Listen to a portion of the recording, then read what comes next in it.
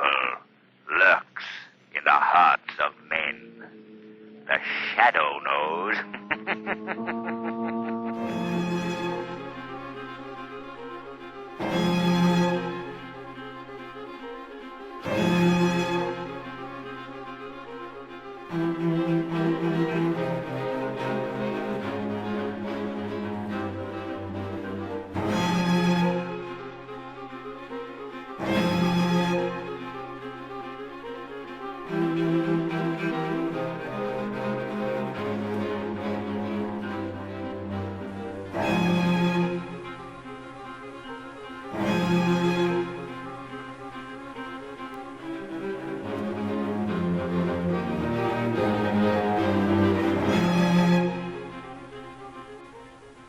Evening, ladies and gentlemen.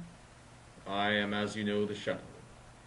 And tonight, we shall be reading a story by the Master of Gloom, Edgar Allan Poe, entitled The Pit and the Pendulum.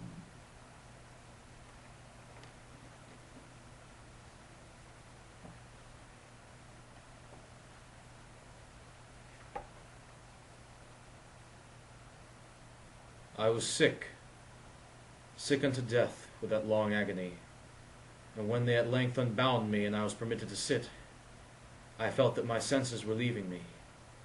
The dread sentence of my death, was the last of distinct accentuation which reached my ears. After that, the sound of inquisitorial voices seemed merged in one dreamy intermediate hum. It conveyed to my soul the idea of revolution, perhaps from its association in fancy with the burr of a mill wheel. This only for a brief period, for presently I heard no more. Yet for a while I saw, but with how terrible an exaggeration, I saw the lips of the black-robed judges. They appeared to me whiter than the sheet upon which I traced these words, and thin even to grotesqueness. Thin with the intensity of their expression of firmness, of immovable resolution, of stern contempt of human torture. I saw that the decrees of what to me was fate were still issuing from those lips. I saw them writhe with a deadly locution. I saw them fashion the syllables of my name, and I shuddered, because no sound succeeded. I saw, too, for a few moments of delirious horror, the soft and nearby imperceptible waving of the sable draperies which enwrapped the walls of the apartment. And then my vision fell upon the 7 tall candles upon the table. At first they wore the aspects of charity and seemed white, slender angels who would save me, but then all at once there came the most deadly nausea over the spirit, and I felt every fibre in my frame thrill, as if I had touched the wire of a galvanic battery, while the angel forms became meaningless spectres with heads of flame, and I saw that from them there would be no help. And then there stole into my fancy, like a rich musical note, the thought of what sweet rest there must be in the grave. The thought came gently and stealthily, and it seemed long before it attained full appreciation.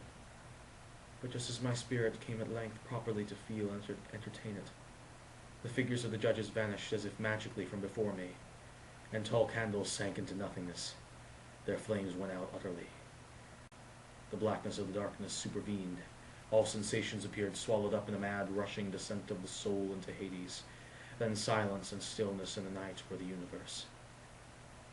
I had swooned, but still will not say that all of consciousness was lost. For of it there remained I will not attempt to define. What of it remained I will not attempt to define, nor even to describe. Yet all was not lost.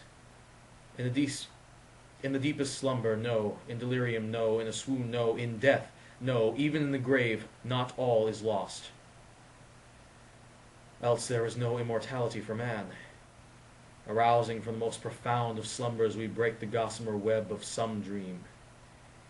Yet in the second afterwards, so frail may that web have been, we remember not that we have dreamed. In the return to life from the swoon, there are two stages. First, that of the sense of mental or spiritual. Second, that of the sense of physical existence.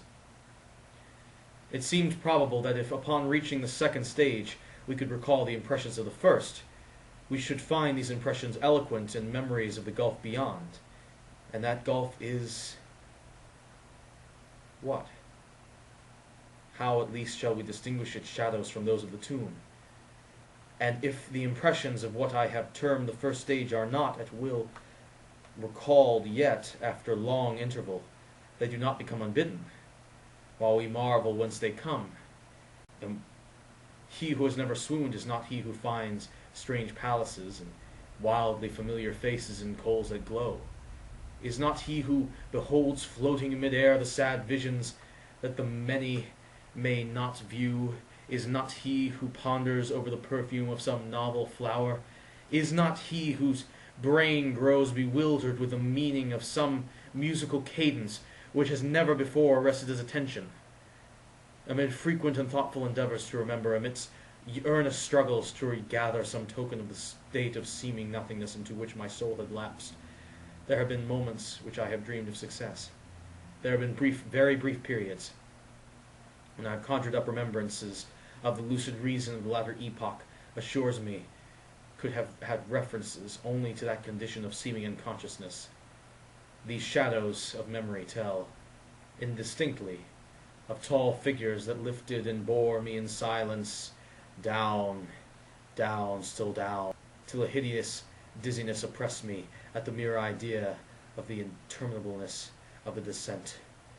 They still tell also of a vague horror, that my heart, on account of that heart's unnatural stillness, then comes in a sense of sudden motionless throughout all things, as if those who bore me, a ghastly train, had outrun in their descent the limits of the limitless, and paused from the wearisomeness of their toil. After this I call to mad flatness and dampness, and then all is madness, the madness of a memory which busies itself among the forbidden things. Very suddenly there came back to my soul motion and sound, the tumultuous motion of the heart, and in my ears a sound of its beating. Then a pause, in which all is blank. Then again sound and motion and touch, a tingling sensation pervading my frame. Then the mere consciousness of existence without thought, a condition which lasted long.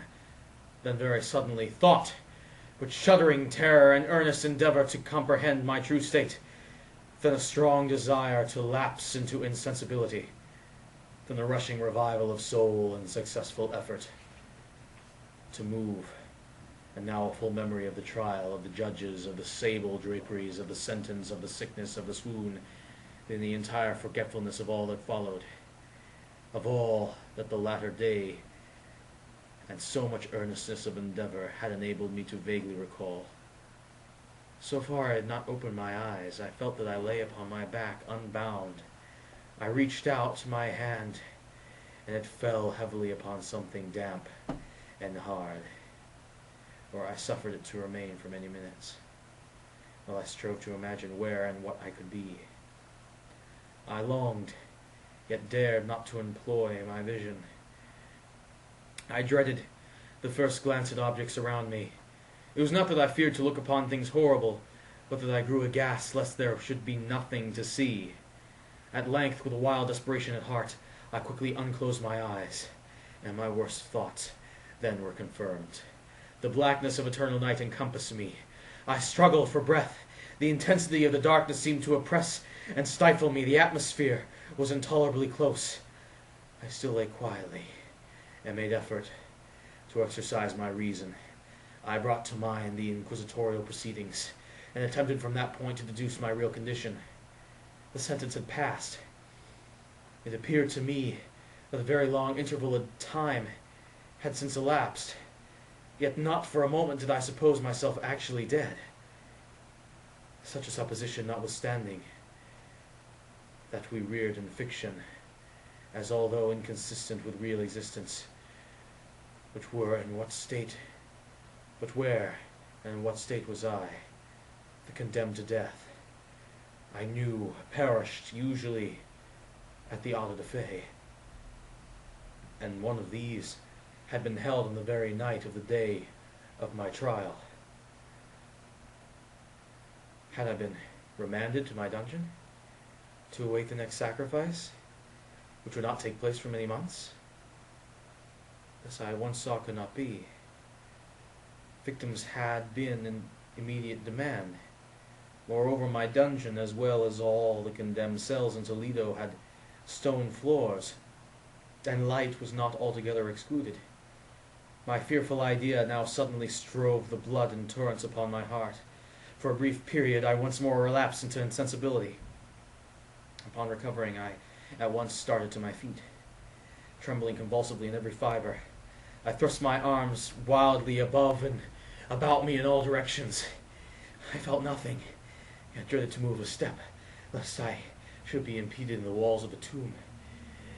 Perspiration burst from every pore. By the walls of a tomb, and stood in cold big beds upon the forehead. Agony of suspense grew in length intolerable. I cautiously moved forward, with my arms extended and my breath straining in their sockets, in hope of catching some faint ray of light. I proceeded for many paces, but still all was blackness of light. I proceeded for many paces, but still all was blackness and vacancy. I breathed more freely. It seemed evident that mine was not at least the most hideousness of fates. And now, as I still continued to step cautiously forward, there came a thronging in my recollection of 1,000 vague rumors of the horrors of Toledo. Of the dungeons there had been strange, of things narrated, fables. I had always deemed them, but yet strange and too ghastly to repeat, save in a whisper. Was I left to perish of starvation in the subterranean world of darkness? Oh, what fate, perhaps even more fearful, awaited me. That the result would be death, death more than customary bitterness. I knew too well the character of my judges to doubt. The mode and the hour were all that occupied or distracted me. My outstretched hands at length encountered some solid obstruction. It was a wall, seemingly of stone masonry, very smooth, slimy, and cold. I followed it up, stepping with all the careful distrust of which certain antique narratives had inspired me. This process, however, afforded me no means of ascertaining the dimensions of my dungeon, as I might make its circuit and return to the point whence I set it out. Without being aware of the fact, so perfectly uniform seemed the wall, I therefore sought the knife which had been in my pocket, which I led into inquisitorial chamber. But it was gone. My clothes had been exchanged for some wrapper of coarse serge. I had thought of forcing the blade in some minute crevice of the masonry, so as to identify my point of departure. The difficulty, nevertheless, was but trivial, although in some disorder of my fancy. Nevertheless, was but trivial, although in the disorder of my fancy it seemed, at first, insuperable.